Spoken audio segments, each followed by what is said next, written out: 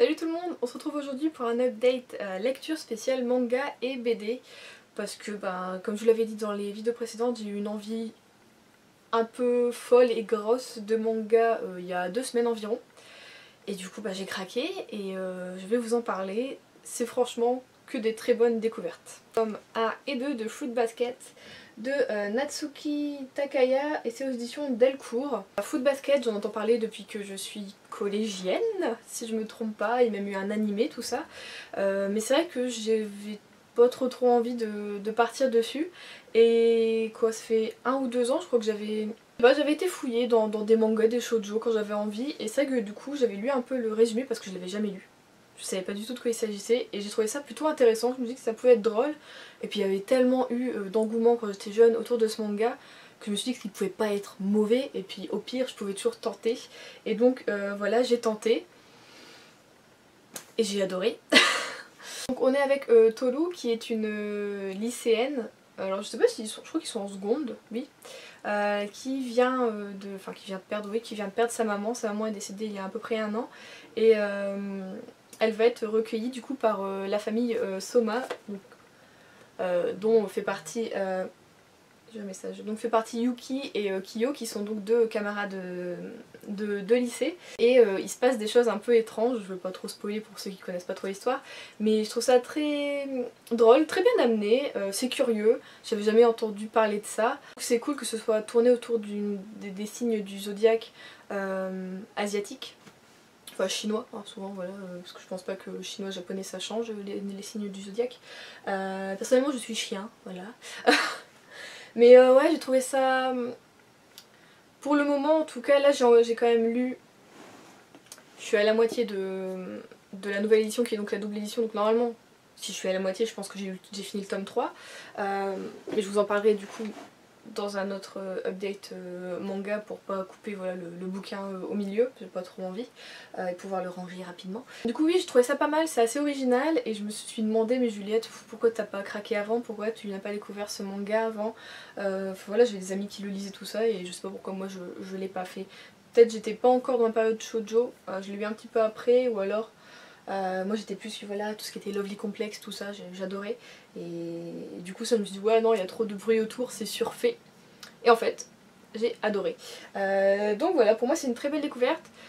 Et j'aime les personnages. Le seul bémol que je pourrais mettre, et je pense que c'est peut-être ça qui à l'époque m'a fait un peu freiner tes cas de fer, c'est les dessins. Vous savez, c'est des, enfin j'ai envie de dire c'est des anciens dessins ou bien des anciens spécial shoujo, vous savez. Avec voilà, les garçons sont très androgynes et même moi des fois, enfin je veux dire le dessin est assez ressemblant à chaque fois et s'il n'y a pas une couleur de cheveux différente, des fois tu te trompes facilement de personnage, je trouve. Enfin voilà, par exemple là, c'est Yuki, c'est un garçon quoi, et au début je pensais pas, je savais pas donc... Vous savez, le nez un peu pointu, le visage fort aussi, comment ils disent asiatique, pas ovale, si, la V-line, vous savez. Enfin voilà, les grands yeux pétillants. Enfin, pour les filles c'est pareil, donc c'est pour ça que le dessin ouais, au début m'a un peu perturbée et sur le 2 ça a été, et là quand je suis revenue après une pause sur le 3 je me suis dit je reconfonds un peu les personnages, c'est super. Mais enfin bon, c'est le dessin, voilà, c'est tout, je peux rien y faire. Le plus important c'est quand même l'histoire, même si bon, c'est un manga, c'est du dessin. Je m'y suis quand même faite finalement. Donc voilà, très très bonne découverte. Donc j'ai bien commencé l'année 2020 en découvrant de bons petits mangas. Après ça, totalement un autre registre. Là on est plutôt dans le shonen. Avec Blue Exorcist, donc de Kazue Kato aux éditions Kazé. Donc oui, collection Shonen Jump. Donc j'ai eu le 1 et j'ai été acheter le 2. J'ai beaucoup aimé. Parce qu'en fait ça m'a fait un bien fou de retomber là-dedans. Je suis pas très shonen à la base. Même si voilà, quand j'étais plus jeune j'aime bien les Naruto, je lis toujours des Greyman, ouais c'est un shonen ouais. Qu'est-ce que j'ai lu encore, j'ai pas énormément de shonen hein, dis donc. Voilà, j'en ai lu quelques-uns, mais ce qui est compliqué dans ces mangas là souvent c'est qu'il y a énormément d'annotations et du coup c'est quand même pas mal long à lire, mais finalement en fait Blue Exorcist C'est un animé que j'adorais regarder quand j'étais jeune, ça me rappelle énormément de bons souvenirs voilà, j'avais plein de trous à combler et ça l'a fait. Et du coup j'adore, je suis replongée dans mes années voilà, collège, lycée et ça m'a fait trop du bien et je le continue avec énormément de plaisir. Le tome 2 est sur la même lignée que le 1 et je suis trop contente, je suis trop heureuse. J'aime les dessins. Là c'est pas du tout du dessin, des dessins un peu shoujo, c'est plutôt sombre au début. Ouais, j'aime les dessins, c'est travaillé, il y a du détail. Enfin voilà quoi, la table du repas elle est bien faite. Enfin tout est nickel, tout est à sa place, on peut pas confondre, l'action est bien faite, c'est bien construit. Enfin voilà, j'adore, j'aime le dessin, j'adore l'histoire, c'est le plus important non. J'adore l'histoire évidemment. Donc on est avec Lin et Yukio qui veulent devenir du coup exorcistes et donc chasser les démons qui peuplent la terre et pourquoi pas Satan, c'est un peu l'objectif en tout cas de Lin qui a un passif avec lui dont on apprend voilà au début dans le tome 1. C'est ce que j'aime, c'est que bim quoi, on est rentré directement dans le vif du sujet, il n'y a pas de longueur, c'est tout ce qu'il faut où il faut, et en même temps on a des trêves entre deux, il n'y a pas que du combat, on a des histoires, enfin voilà, c'est vraiment, les personnages sont approfondis, ils ont tous un caractère particulier, ils ont tous une histoire particulière, il y a toujours quelque chose derrière, c'est pas linéaire, enfin voilà, j'aime beaucoup, donc j'espère que toute la série est comme ça, parce que là pour le moment il y a une vingtaine de tomes qui sont sortis, je ne sais pas si c'est fini ou pas, j'ai pas voulu regarder parce que je me dis si tu vas te spoiler ou pas. En tout cas, enfin voilà, c'est aussi une excellente découverte, enfin j'ai trop aimé et en même pas une demi-heure c'était bouffé et c'était trop bien. On continue avec un autre manga qui pareil a été lu hyper rapidement. Là c'est un seinen, il s'agit de Balakamon, le tome 1 de Satsuki Yoshino aux éditions Kiyun. Alors normalement au jour où je vous tourne la vidéo j'ai commandé le tome 2 et le 3 et je les ai reçus, donc il faut que j'aille les chercher, voilà, comme ça je pourrai continuer à les lire. Alors Balakamon pareil, ça fait au moins un an que je voulais le lire, mais c'est vrai que je m'achetais plus trop de mangas parce que je voulais finir mes séries en cours. Finalement je le fais pas, donc voilà, je pense qu'il me fallait de la nouveauté pour me relancer dans le manga et du coup là j'ai bien fait la dose, ça me fait un petit boost. Genre le manga à lire en été, tranquillou, avec un petit verre de boisson fraîche, allongé au soleil, c'est genre parfait. Il est trop bien. Je savais pas à quoi m'attendre avec ce manga, tout ce que voilà, j'ai quand même lu des commentaires avant pour me faire quand même une idée un petit peu. Et à chaque fois c'était de très bons commentaires en disant que c'est... Il y en a une qui disait bientôt c'est le meilleur manga, enfin, et je comprends en fait, parce que au début on se dit juste oui, on tombe avec Eishu, qui est un calligraphe japonais, donc chez eux c'est un art la calligraphie, bon, chez nous aussi, mais c'est rare qu'on puisse concrètement en faire un métier, et chez eux voilà, c'est vraiment un métier reconnu, t'es une star quand t'es calligraphe, enfin voilà, c'est vraiment... tes œuvres sont exposées, tout ça. Et pour se ressourcer après un méchant commentaire sur son travail, il décide du coup d'aller sur l'île de... Est-ce qu'ils vont le dire ou pas? Dedans ils le disent je crois à un moment où elle est cette île, ou c'est moi qui ai été voir. J'ai peut-être fait ma curieuse, je ne sais plus. Est-ce qu'ils le disent ou pas? Disez-le à moi. Bon, j'ai pas retrouvé le nom de l'île, mais apparemment c'est une petite île vraiment au sud du Japon. Et apparemment c'est connu pour avoir de magnifiques paysages, de très beaux levées de soleil, tout ça. Donc voilà, c'est un endroit très réputé, très connu. Apparemment il faut y aller en vacances si on va au Japon. Donc j'ai noté, mais pas dans ma tête. Et donc ouais, Saichu qui va là-bas pour se ressourcer et pour pouvoir pleinement pratiquer son art tranquillement, tout ça. Il a loué une petite maison, quelqu'un qui lui fait ses repas, enfin qui lui amène ses repas, tout ça, donc il est vraiment normalement totalement là-dedans.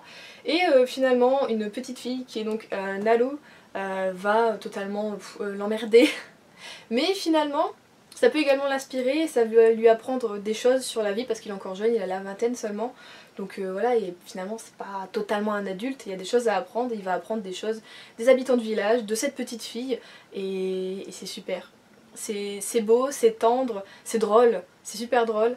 Bon, parfois il y a quelques habitants qui sont un peu exaspérants, mais bon, j'ai envie de dire comme dans toute histoire, et voilà, il faut de tout pour faire un monde, mais c'est toujours drôle, bien amené, et je sais pas, c'est frais. Ça m'a fait vraiment trop du bien de le lire dans une période pas forcément, enfin, pump it up là, et ouais, je l'ai pris, et après j'étais genre, ouais, trop bien. C'était trop la bonne lecture au bon moment, c'était super, c'est génial. Donc si vous n'avez pas encore découvert Ballacommon, foncez immédiatement. Du coup après ça, j'ai voulu lire après ça j'ai voulu lire du coup quelque chose de très différent que je l'ai remarqué en regardant un petit peu mes anciens book hauls sur ma chaîne.